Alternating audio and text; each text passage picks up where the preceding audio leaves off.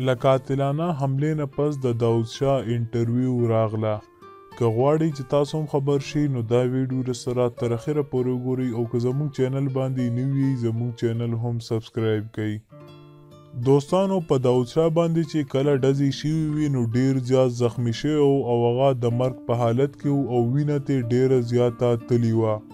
خو ښه شوه چې هغه په وخت باندې د LRH-ICU کې داخل شو او 24 غنټې بعد یې تازه انټرویو راغله او خپل حالت یې په خپله بیان کو. دوستانو داود شاه په خپله انټرویو کې ویل چې په ما حمله صدر اکبر کړې ده او زما مجرم هم صدر اکبر ده، خو په دې کې د جان حبیب هم ډیر غټ لاس ده. دوستانو هغوی د ټولو نه دعا اخواست هم وکړو او ویل چې موږ د چا هم زړه ازار کړی وي نو موږ تینا معافي غواړو.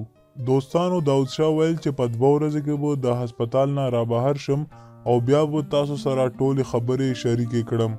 تاسو د داود شاه د دې خبرو باره کې څه ویل غواړئ موږ ته لاندې په کمنټ کې ضرور ولیکئ. دا وه زموږ نننی ویډیو. تر بلې ویډیو مو په لوی الله سپارم.